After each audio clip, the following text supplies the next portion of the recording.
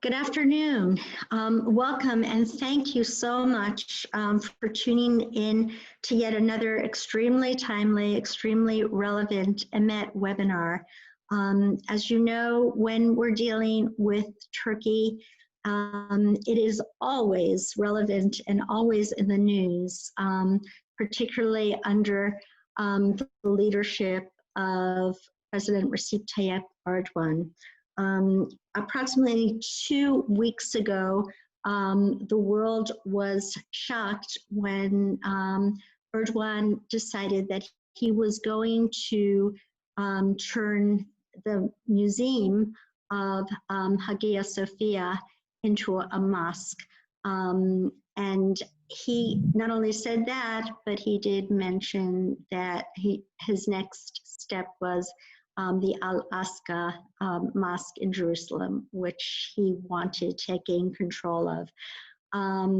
We see right now that Turkey is embroiled in many conflicts around the globe, and we're very disappointed to see the regression away from the Atatürk revolution into a much more primitive sort of theological or theistic Turkey.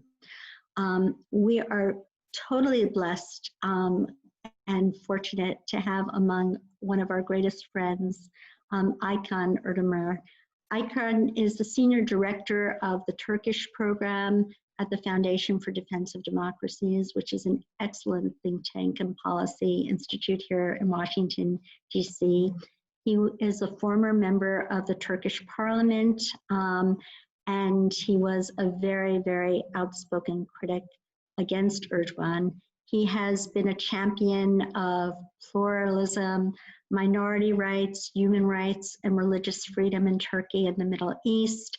And he has been on the forefront of the struggle against violent extremism and religious persecution, anti-Semitism, and hate speech. He is a tremendous asset, along with his wonderful wife, Tugba, who now works for the Anti-Defamation League and is a real expert on religious holy sites and how they're viewed by various religions around the globe. Without further ado, it's my honor and privilege to invite you to hear what is actually going on right now in Turkey from our dear friend, Aykan Erdemir. Thank you, Aykan. Thank you, Sarah, for the kind introduction, for the kind invitation, and the opportunity to address your distinguished audience, and also for this very timely webinar, because since Turkish President Recep Tayyip Erdogan converted Hagia Sophia from a museum into a mosque on July 10th, this has become a major controversy globally, not just for Orthodox Christians, not just for the Christian world, but also for the Muslims and the world at large. And to begin with, I would like to present why Hagia Sophia is so crucial to religion, politics, and international relations.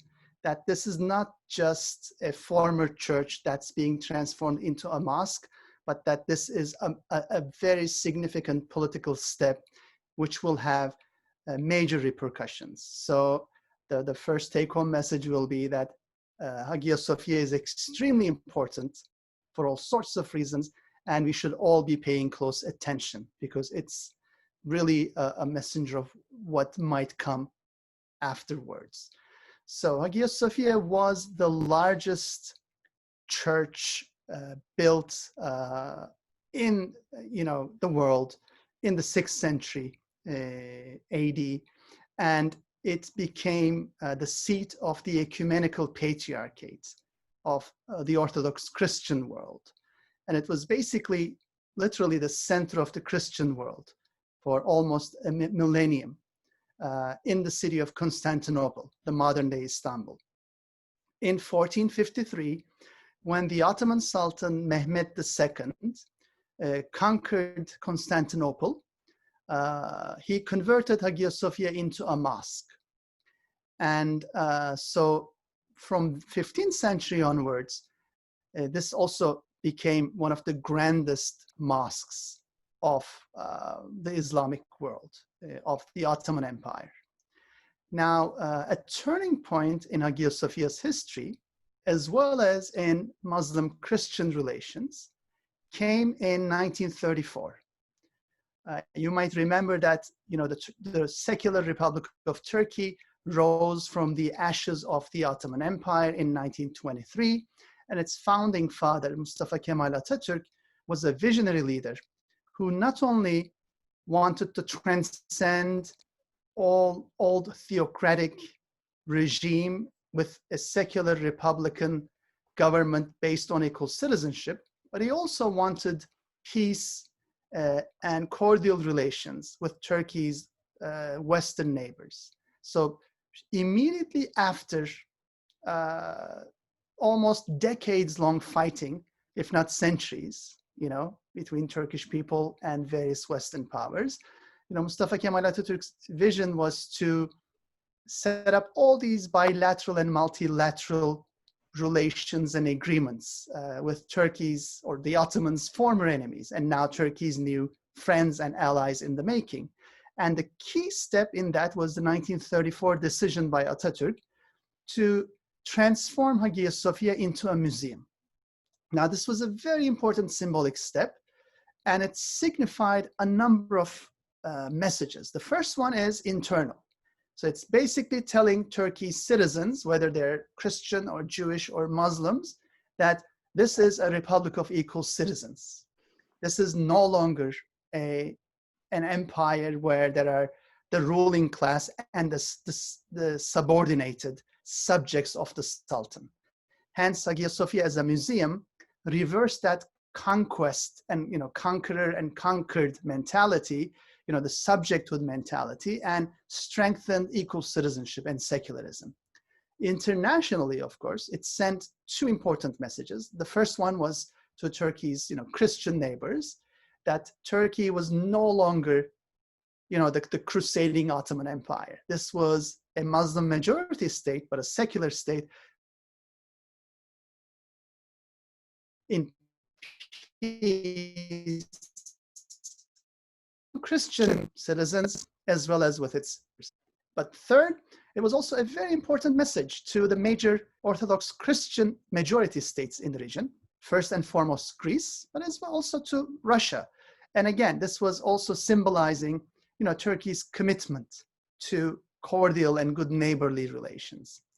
Now, we know, unfortunately, that reformist moment in Turkish history is not only gone, but we now have a counter-revolutionary moment.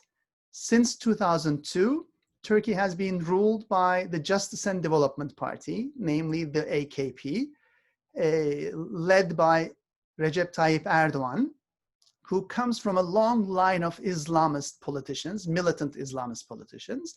But in 2002, he managed to fool a lot of the Turkish electorate from the left to the right by stating that he was no longer an Islamist. He literally said, I took off my Islamist shirt. And now he said, I'm a Muslim Democrat, just like the Christian Democrats. And sadly, many Turks fell for it. Many in the European Union and the United States fell for it. From day one, I argued that this is dissimulation. This is a typical Islamist tactic, that Erdogan would ultimately show his real face. And this is what we are living through today. And interestingly, Hagia Sophia was also part of that dissimulation. When Erdogan was a militant Islamist as part of Turkey's successive Islamist parties, he was very vocal about converting Hagia Sophia into a mosque. When he was a mayor in 1994, again with the Islamists, he was very clear on the record. But since his establishment of his new party, that is 2001, and his rise to power in 2002, for over a decade, Erdogan did not say a single word about converting Hagia Sophia. And when he was asked about it, he always turned such demands down. He said, there are so many other mosques. He said, there are all these big mosques that are empty, so let's fill them first. So he was always very elusive, but he never even once said that he would convert Hagia Sophia. But this was, again, part of dissimulation.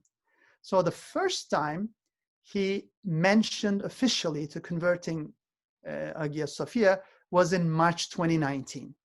And that's a very important date because it came only a week before Turkey's very challenging municipal elections.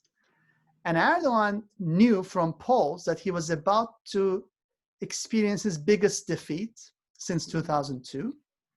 He was mismanaging the economy, he was mismanaging foreign policy.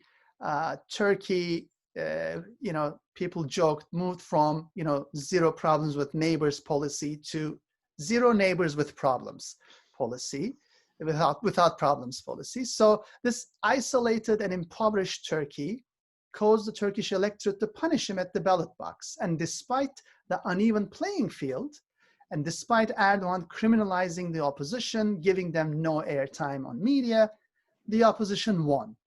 Won Istanbul, won Ankara, won Antalya. Almost all the major cities in Turkey are now run by opposition mayors.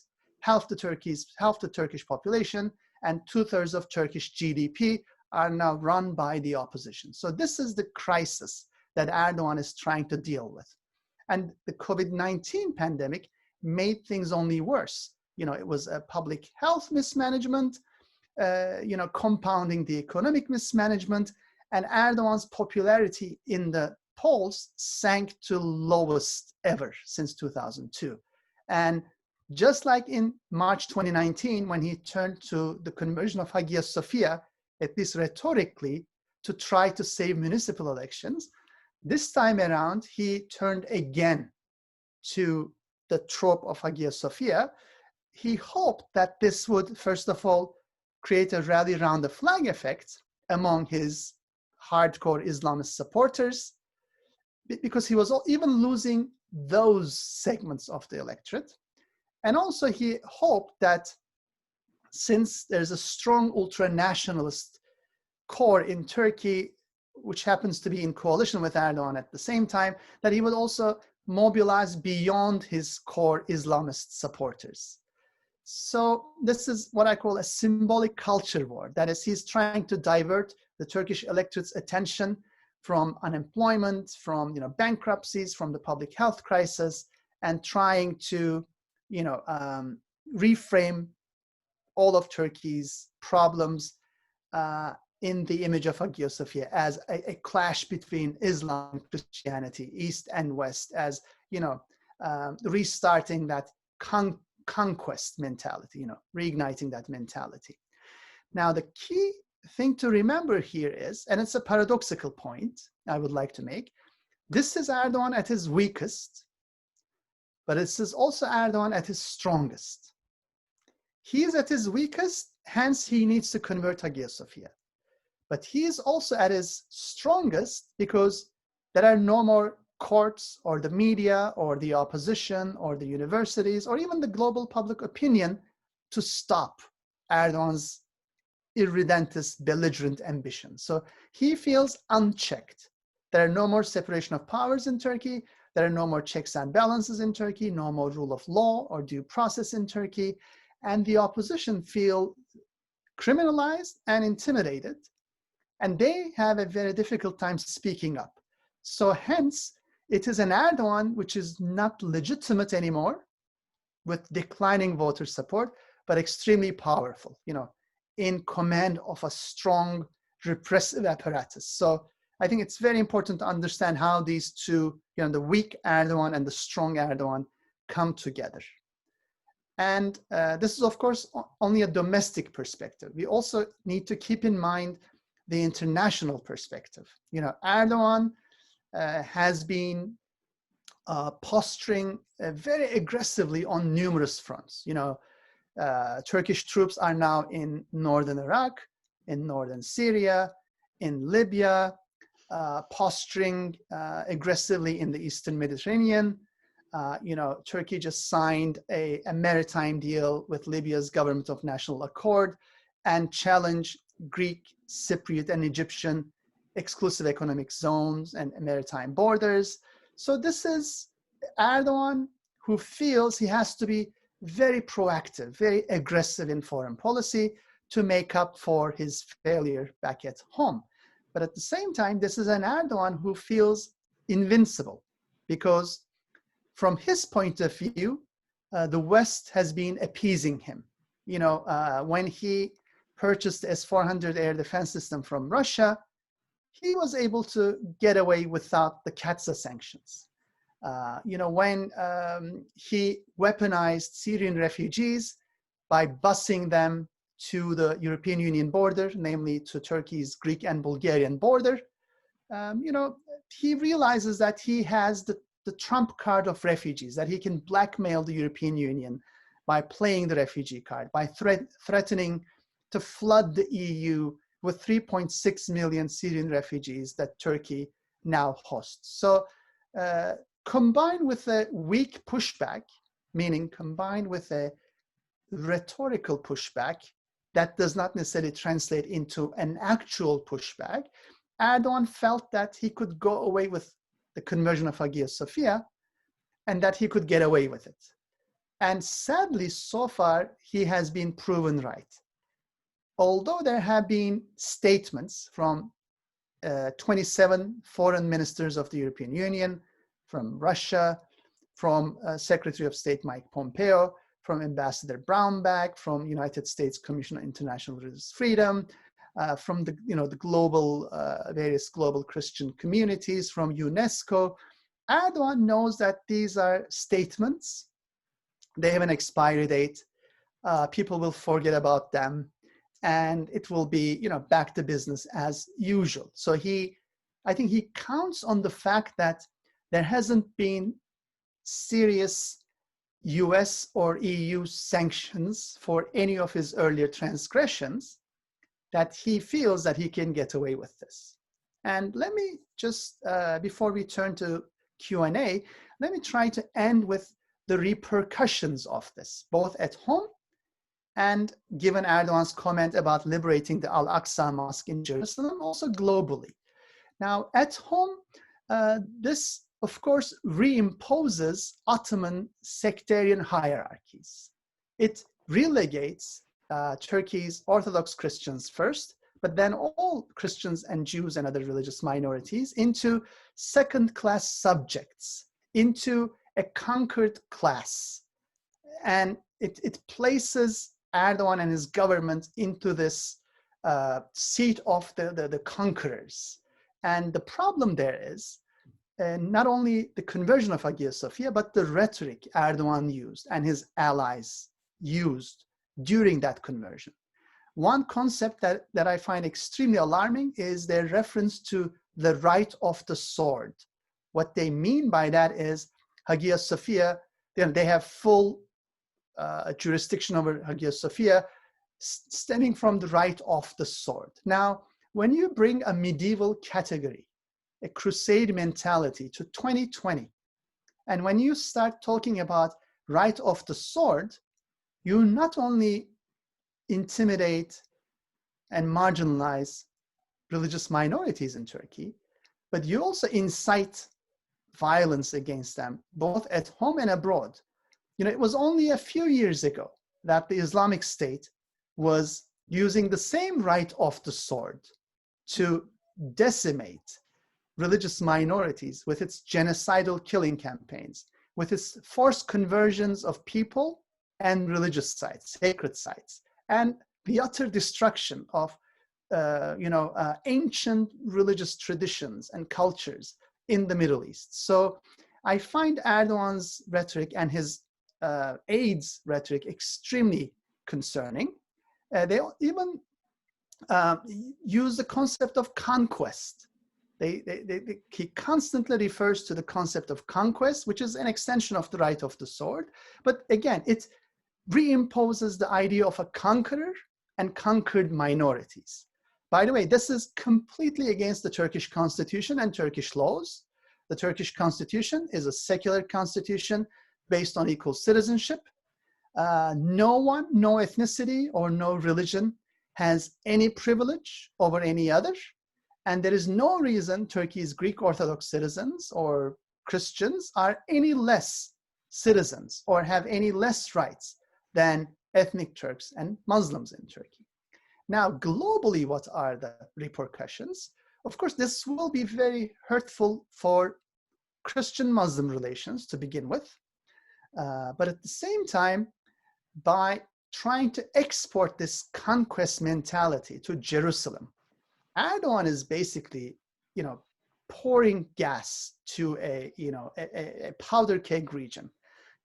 This is, again, a very threatening language. He's, of course, being very ambiguous about it, strategically ambiguous about it. Who is he going to liberate al-Aqsa Mosque from? What is the nature of Erdogan's liberation project in Jerusalem? Is this an attempt on the part of the Turkish government to delegitimize and threaten Israel? Now, keep in mind, Turkey was the first Muslim majority state to recognize Israel. Keep in mind, Turkey was the NATO member state, the second largest military power in NATO, that had extremely close relations with Israel in military affairs, in intelligence, in economic and diplomatic fields. So what Erdogan is doing today is not only inciting various groups in the Middle East, but also he's reversing Turkey's domestic and international political outlook, Turkey's traditions. He's reversing the legacy of Mustafa Kemal Atatürk.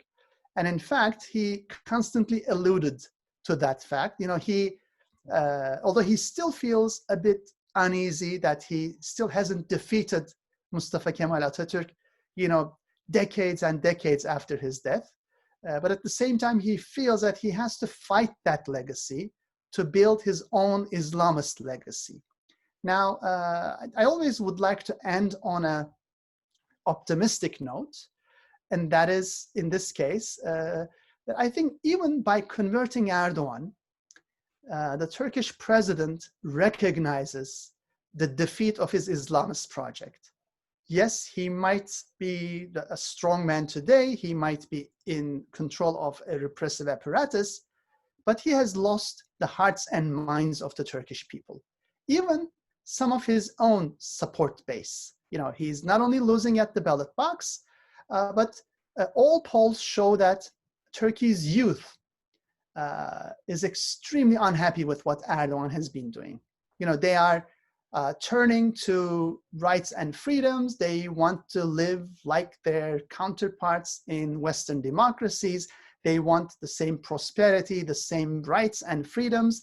And I think this is what a colleague recently told, the case of when Erdogan failed to Islamize people, he started Islamizing stones, monuments. So this is an optimistic message. Sure, we are extremely concerned about Hagia Sophia, its sacred heritage, and Turkey's religious minorities, and the broader interfaith relations in the Middle East and the globe. But at the same time, we are optimistic that this is a sign of Erdogan's failing Islamist policies. And it was also heartening to see numerous Muslim majority states, numerous Muslim opinion leaders speak out against Erdogan's conversion. And that too is very important. That is, I think Muslim majority countries need to show that Islamism is just one radical and marginal expression of a very heterogeneous, community and its political and cultural and religious views. And I think Erdogan's conversion of Hagia Sophia, or I hope that Erdogan's conversion of Hagia Sophia will be the beginning of the end of this Islamist chapter, not only in Turkey, but also in the Middle East and beyond. Wonderful. I'm so glad you ended on that positive note, which is a pure reflection of your character. And I'd like to take the liberty of asking the first few questions. The first one is, it's very, very heartening to see that the young people really are bucking this tide, this Islamist tide, and have much more of a feeling of affiliation towards the West and Western democracies and liberalism. Do you know what percentage of the population they represent as opposed to those that really purely want an Islamist regression? I think the best sign of his eroding support base is not only the polls. We see in the polls that his support is now coming down to the 30% level, but more importantly, how he tweaks the electoral system, because it's a sure sign of his anxieties. For example, Turkey switched from a parliamentary regime into an executive presidential regime, which entailed alliances and popularly elected presidents. And that was Erdogan's solution to no longer having majority support. He said, I will join forces with the ultra-nationalists in Turkey. And that's what he has been doing since 2015. And even then, he realizes that he cannot reach 50%, even with the ultra-nationalist support. And this is why I think Hagia Sophia became such a key part of his strategy. In fact, this week, he even said, we have never argued, he said, that the presidential system is the best model. And if we need to amend it, we are open to discussing it, he says. Now, this is, again, a sign of weakness. I think he is realizing that just like the municipal elections, in the upcoming 2023 presidential cum parliamentary elections, he will lose the parliament as well as the presidential office. So he's looking for ways out.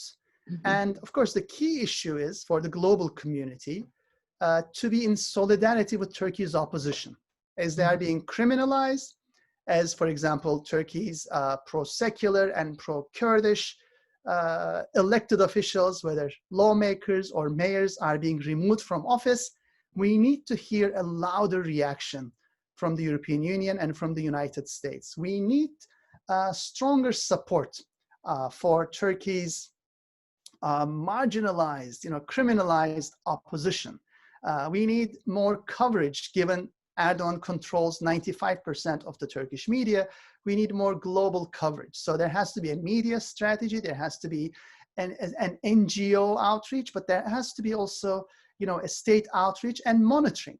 A monitoring by the Council of Europe, by the OSCE, and other international monitoring agencies and organizations. So Turkey's democracy could be at a turning point as Erdogan's support wanes. And this is the time, I think, to show solidarity with Turkey's pro-Western, pro-secular opposition. Wonderful. You could certainly count on EMET for the NGO support. I'd like to ask a few more questions, if that's okay, Sarale. I don't know how many have come in, but how robust are the checks and balances within the Turkish Constitution? Is this going to be, one election, one time, as we've seen, like within the Palestinian Authority, that lasts for, perhaps decades? Are we guaranteed that there will be another election in 2023? Now, that's a very important question, because legally and constitutionally, the checks and balances have eroded. So that was Erdogan's strategy of hyper-centralization. That is, he now combines executive, legislative, and judicial powers. And lately, watching Turkey's legislative space is really painful, because Erdogan is running the country by just issuing decrees. He just signs anything he wants into law. And if he changes his opinion in the afternoon, then he issues another decree. So it's ruled by fiat. And this has happened numerous times. Erdogan passes a decree, changes his mind in a few days, or he realizes it was a bad idea, he passes another decree, reversing it 180 degrees. So this is what happens when you no longer have governance, when you no longer have democratic deliberations, when the courts are completely under executive control, and when, you know, the fourth estate, the media, is scared or taken over, you know, either run directly by Erdogan or by his cronies. So the checks and balances are not there. But what are my hopes that Turkey's opposition will still manage to defeat Erdogan and force him to concede power is that Turkey has been holding, you know, competitive multi-party elections since 1950.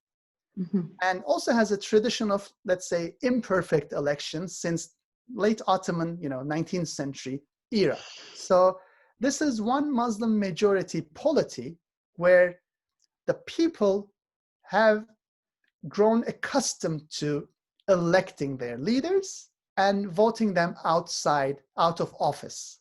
And when we think about it, now, one anecdote I love sharing is in 1950, when Turkey's second president, you know, decorated Field Marshal İsmet İnönü, you know, Mustafa Kemal Atatürk's, you know, right-hand man, lost elections and conceded power in the first free and fair multi-party elections in Turkish history. He said, "This is my greatest victory."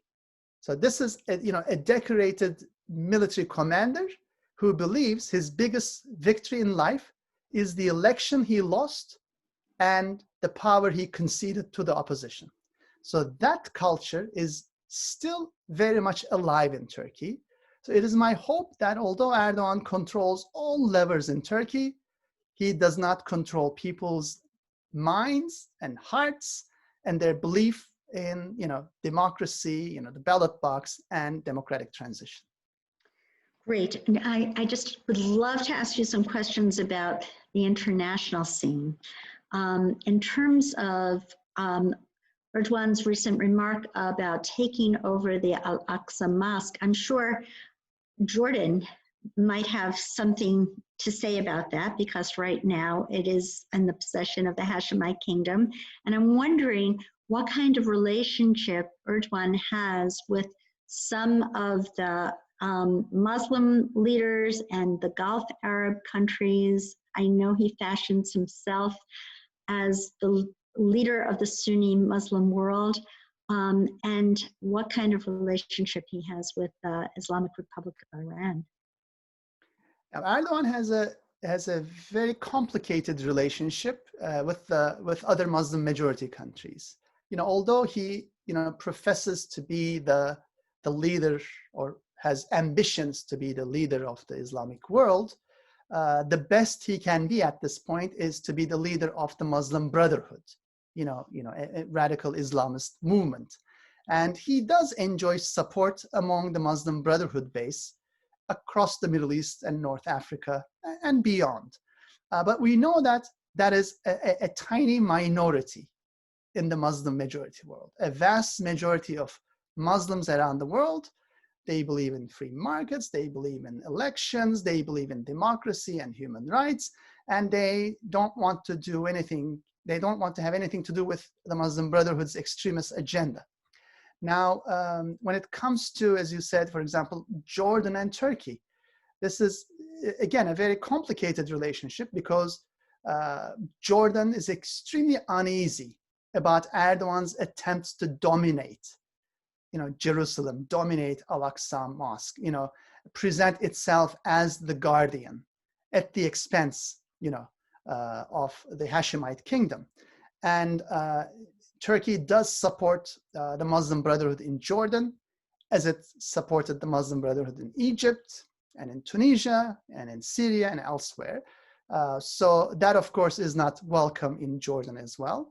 And this is very emblematic of Erdogan's relations with other Muslim majority countries in the region, because many states in the region, many governments in the region see Erdogan's involvement through the Muslim Brotherhood as meddling in the internal affairs of those countries. And we have seen this also now in Libya.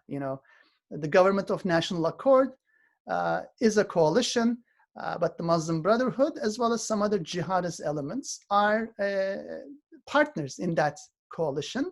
And Erdogan has been the key military and political backer of the government of national accord in Libya. So overall, we see that Erdogan has all these assertions of leadership to Muslim majority states, also in the Arab world, but also he gets a lot of pushback. So let's be aware that he's no more that popular on the Muslim streets or on the Arab street for various reasons. Either people react to his Islamist agenda or they react to his neo-Ottoman patronage. You know, no one wants a big brother again. You know, no one wants to be subservient in a multi-ethnic empire where, you know, the ruling Ottomans have the upper hand.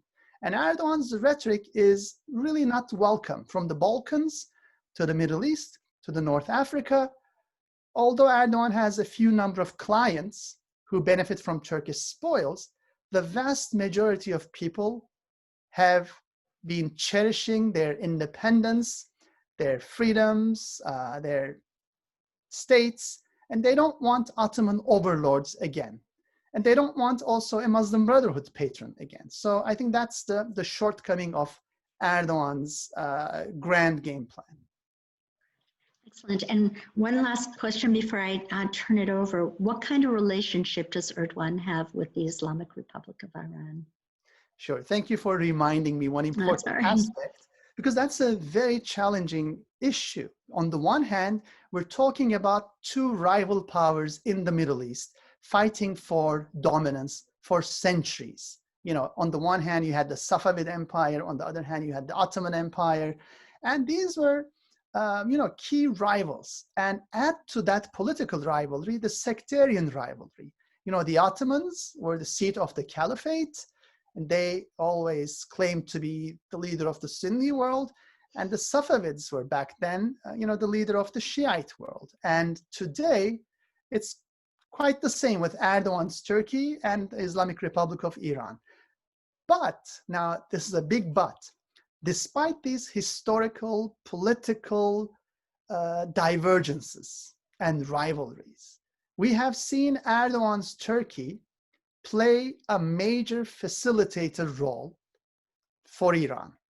Now, for those of you who missed it, Erdogan's Turkey helped Iran evade US sanctions at the height of sanctions to the tune of $20+ billion. Now, this was the biggest sanctions evasion scheme ever, and it was under the auspices of Erdogan, carried out through Turkey's second largest public lender, Halkbank. So here is a NATO member state helping one of the key state sponsors of terrorism and one of the key rivals of NATO help evade sanctions.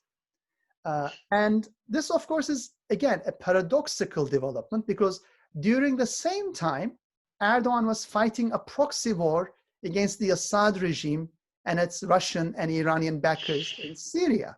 So what I find the most unacceptable or shocking is that while Erdogan was shedding crocodile tears on Syrian women and children and civilians, you know, gassed and mass murdered by these brutal regimes in Syria, he was funding their war machine by helping Iran evade sanctions. We're talking about 2012, 2013, 2014. So this is why for Erdogan, his role in Iran's sanctions evasion is very embarrassing. It proves that for him, there are actually no sacred values. That even when he's fighting in Syria with his jihadist proxies, he doesn't really care about Syrian victims of the brutal Assad regime or, you know, the brutal Iranian proxies in the region, because he was bankrolling them at the same time while fighting them. So this is the complicated nature of the relationship between Turkey and Iran. It's not a relationship between two states. It's more a relationship between an Islamist leader in Turkey and the Islamic Republic in Iran. So this is a relationship detrimental both to the Turkish people and to the Iranian people, because we know both peoples want to move beyond these corrupt, brutal Islamist regimes. Excellent. Now I'm going to turn the platform over to our lovely Director of Communications, Sarah Leah Thompson, who will read some of the questions that have come in. Thank you, Sarah, and thank you so much, Aykan, for all your time. We have received a lot of questions, and as usual, unfortunately, we won't have time to go through all of them, but thank you to everyone who did submit a question, and we'll get through as many as we can. So the first question we have, there's a distinct perception that Erdogan hates Israel and loves Hamas. That being the case, why does he still have relations with Israel? Now let's begin with his relationship with Hamas. Indeed, Istanbul is now the second largest political and military center for Hamas outside Gaza. And Erdogan has been providing all sorts of support to Hamas and does not even feel to hide it. You know, he meets high-rank Hamas officials publicly and, you know, posts proud photos online. So this is, I think, no more news for anyone. But at the same time, Erdogan has been pursuing a, let's say, quote-unquote, smart, you know, a cunning policy vis-a-vis Israel. On the one hand, I think anyone who observes Erdogan closely knows what his agenda is. You know, he does not accept Israel as a legitimate state, and he would do whatever he has in his hands to delegitimize Israel and undermine it. But at the same time, he knows that for the time being, he needs to continue relations with Israel. You know, Turkey-Israel trade is very robust. Turkish Airlines is the second most popular airlines flying out of Tel Aviv, you know, until the COVID-19 pandemic. And there has been even, you know, significant security cooperation, at least in the run-up to Erdogan. And there are still many in Turkey's security bureaucracy who would like to return to those days, because Turkey and Israel share many of the common interests in the region, and their intel and military cooperation have been a win-win relationship, boosting the security of both countries in the pre-Erdogan era. And so Erdogan is trying to balance all these. You know, while he cooperates with Iran, he also needs a counterweight to Iran, because he doesn't want full Iranian hegemony in the region, but he wants Iran as a partner in pushing back against, you know, the West and Israel. But then he also needs Israel, you know, to balance Iran and other powers in the region. So it's easy. Don't take Erdogan's politics to be a super coherent, sensible foreign policy. You know, there are a lot of internal contradictions. There are a lot of U-turns. I once wrote a piece calling it weather vane foreign policy, because, you know, Turkey was on the verge of fighting Russia 1 month, and a couple of months later, Erdogan and Putin were hugging, and then they were, you know, running the same negotiations together with, you know, Iran concerning Syria. So Erdogan's foreign and security policy happens to be all around the place. But there's one thing that's really what defines Erdogan's core values, and that is a strong anti-Semitism and a strong anti-Israeli sentiment. So if he has the power, we know, just like what he did with Hagia Sophia, this is what he has in mind. You know, he would like to go after Israel. He would like to destroy Turkey's decades-long history of cordial relations with Israel. And that is, to me, a key concern, because as Erdogan tries to engineer the public, you know, as he inculcates anti-Semitism, as he pushes prejudice and hate, will Turkey's future politicians and political elite be under pressure of that new anti-Semitic public opinion? You know, because you don't need to be an Islamist to be anti-Semitic. So Erdogan is playing that card very well. So he has influence beyond his Islamist base. And possibly he's hoping that a Turkey, which according to Anti-Defamation League's polls, is more anti-Semitic than Iran at the level of the public, could be a major obstacle to leaders who come after Erdogan as they want to rebuild cordial relations with Israel. Thank you. Thank you so much. So our next question, how can Turkey allow themselves to spread their military so thin in conflicts with Libya, Syria, Greece, and Armenia? Now, there's one major difference between Erdogan and his Western counterparts. Boots on the ground is extremely tricky for all elected leaders in the West. And in fact, one could argue that both in the European Union and in the United States, we are going through a neo-isolationist moment as governments refrain from deploying military overseas, as public opinion is extremely averse to pushing back against adversaries through political means. And Erdogan knows this best. And in fact, this is the space he has found to exploit. In Turkey, he has zero accountability. He can deploy troops anywhere, anytime. And he has no concern or accountability for body bags. Every time he receives some criticism about loss of Turkish life, he says, this is what soldiers are trained to do. Soldiers are not recruited to rest. This is their business, to become martyrs, he says. So unlike his Western counterparts, he has a lot of leeway. And this asymmetry is, I think, at the core of some of the problems here, because he knows there will never be a real pushback, meaning he knows Western pushback against his aggressive policies will always be rhetorical or diplomatic. It will be a condemnation. It will be a letter. It will be a statement. And in fact, he has realized that there's even a reluctance to sanction him.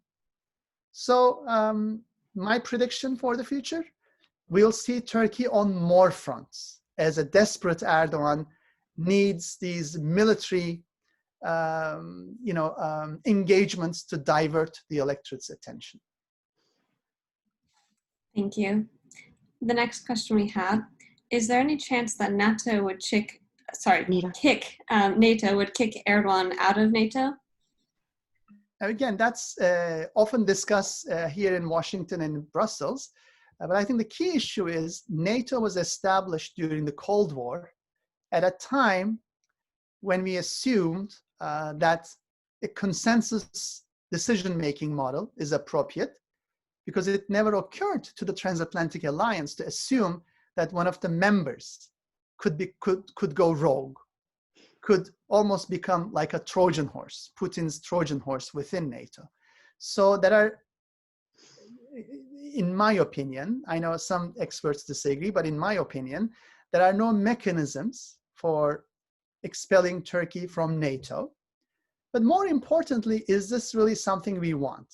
I've been a very vocal transatlanticist in Turkish parliament and in my life in academia. I believe, NATO's second largest army, Turkey, following Erdogan's, has an important role to play because, from 1952 to 2002, this is 50 years of Turkey being a major security contributor to NATO, being a major stronghold of the transatlantic alliance in Southeastern Europe, in the Middle East, in the Eastern Mediterranean. So it wouldn't be wise, in my humble opinion, to push Turkey further toward Putin and Russia.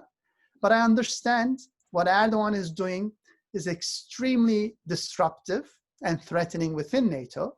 So possibly there should be other mechanisms to isolate Erdogan, to prevent him from damaging Western institutions, not just NATO, but the Council of Europe, OSCE, the United Nations, and now he's also, let's keep in mind, Turkey is still a candidate country to the European Union. So on all those fronts, I think there needs to be a pushback to Erdogan's aggressive moves and an embrace of Turkey's pro-Western pro-transatlantic, now what I call majorities. Yeah.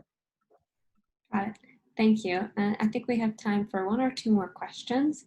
So the next one we have, Lebanon is going bankrupt and people are looking for ways to flee starvation there. Do you think that Erdogan will move in to help or take over that area?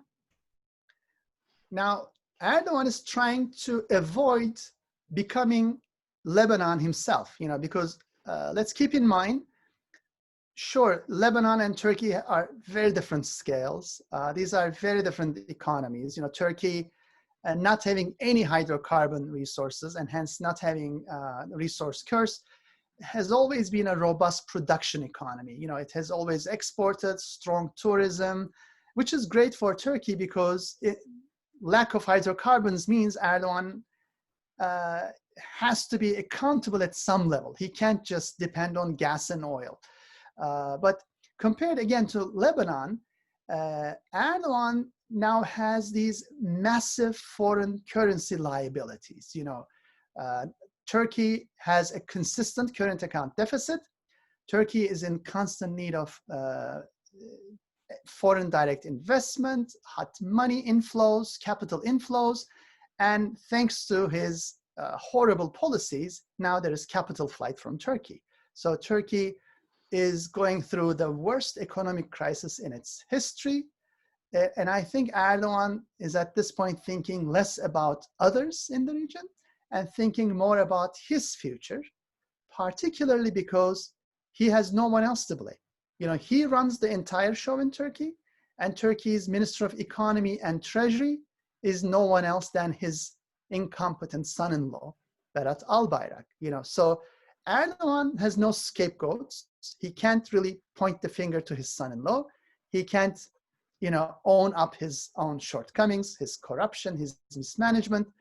So my prediction for Turkey's economy is rough times ahead, but at the same time, the economic downturn will move the Turkish electorate more and more against Erdogan and his Islamist regime. Thank you. Our next question, will Turkey's and Egypt's regional ambitions ever trigger a war between the two? Again, that's really an unfortunate bilateral relationship that we see, going down in the drain. Turkey and Egypt had cordial ties. I think what disrupted that was when Erdogan took active part in Egyptian domestic politics. He sent his chief campaign manager and he funded the Muslim Brotherhood's election campaign in Egypt. He invested heavily in an Islamist Egypt because he also saw that as a new front against Israel and as also, again, a new front against other countries where the Muslim Brotherhood had similar ambitions. But when, Morsi fell following a coup in Egypt, Turkish-Egyptian relations went to all-time lows. Turkish investors were pushed out. Turkish-Egyptian trade suffered. There were, the battle of the words constantly between Turkish and Egyptian leadership.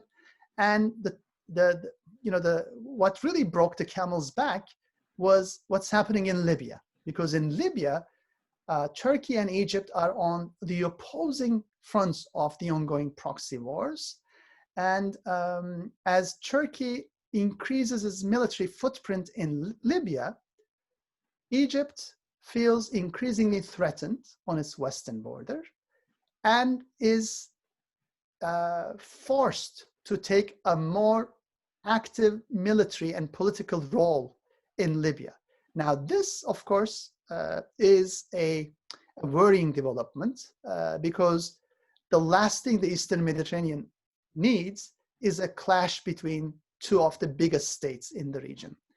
And in terms of policy, my one suggestion would be, I see only one power that can mediate and diffuse tensions in Libya, especially between Egypt and Turkey, and that is the United States, which requires a stronger US presence in the region.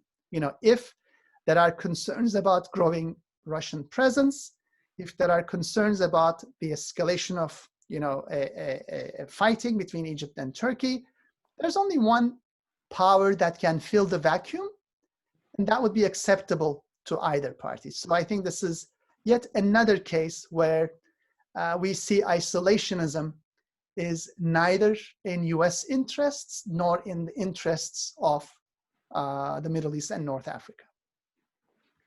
Thank you. So it looks like we have time for just one more question. Now, one user submitted a question saying that Erdogan clearly is a Muslim Brotherhood neo-Ottoman jihad leader. What do the region and international communities need to do to stop him before it's too late? Now, Erdogan has enjoyed a lot of impunity, and he has full trust that he will continue to enjoy impunity.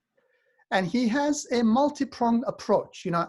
He, in my opinion, in my humble opinion, has overwhelmed the West's self-defense instincts. Erdogan is not just on the offensive, let's say symbolically by converting Hagia Sophia. He is not just on the offensive militarily in northern Iraq, in Syria, in the Eastern Mediterranean, in Libya. He is also on the offensive politically. He is helping to set up his Turkish or Muslim Brotherhood client political parties and movements across Europe. He is providing support to these political parties, although these are very minor parties for the time being. We are talking about a visionary Islamist leader. He knows he can play a spoiler role in NATO, in the European Union, in the Council of Europe, in the democratic elections in Western nation states. So this multi-pronged assault, I think, requires an equally comprehensive and coordinated pushback. That is, there needs to be a pushback on all fronts, from the human rights to the economy, from politics and diplomacy to the military level. There needs to be a pushback against Erdogan. At the same time, a stronger solidarity with Turkey's pro-secular, pro-democracy, pro-Western majority. I think that's one part where we are missing. We have this naive notion of, we're not meddling in domestic affairs in Turkey. But guess what? Iran is meddling in Turkey. Russia is meddling in Turkey. Hamas is meddling in Turkey. Muslim Brotherhood is meddling in Turkey. So it's a very uneven playing field. Turkey's Democrats are alone. They're isolated because their Western counterparts are saying, look, we don't want to be part of this. We are, equal distance to everyone. I think when it's a struggle between democratic forces and illiberal, authoritarian, Islamist, supremacist forces, I think we have to take sides. We have to be in solidarity with Turkey's, imprisoned, criminalized, marginalized opposition figures, journalists, academics, and NGO activists. Thank you. I cannot thank you enough, Aykan, for your brilliance and your wisdom and for what you represent. While America is going through this period of isolationism and retrenchment, we need voices, and we stand with you and FDD for a more robust foreign policy that is actually that takes up the banner of those that want a secular Turkey, among other things. And we cannot be prouder than to be able to stand together with you, Aykan, and FDD. And you know that you can always count on us for petitions, to any member of government, to our Secretary of Religious Freedom, Sam Brownback, anyone, to Mike Pompeo. This is an incredibly important issue to us. And I know a lot of the United States is focused only on the elections, on the revolts on the streets, lack of white relations, the economic downturn and COVID-19, but the enemies of Western liberalism don't lose sight of their goal while we are unfortunately very distracted here. I can't thank you enough, Aykan, for everything that you do and everything you represent. Let's hope that there will be a new Ataturk revolution in Turkey. And as much as I would hate to lose you and Tugba's friendship here in the United States, let's hope you could go home and be a member of parliament again, if not the new Ataturk for Turkey, one day soon. And I'd like to also put in a plug to support FDD and to support EMET. You know, all of this does cost us money, and we do this all as just for public awareness, so that because we do believe a well-informed public is the most important thing before you go to the ballot box. And thank you once again. You could go to FDD's website, it's fdd.org, and EMET's website at emetonline.org to support both of our, I think, wonderful organizations. And thank you so much, Aykan, once again. Thank you, Sarah, for the opportunity to raise these issues. And let's remain hopeful, because I think the future is with democracy and human rights and pluralism, also in the Middle East. I hope so. Okay. Inshallah. Okay. Thank you. Bye-bye now.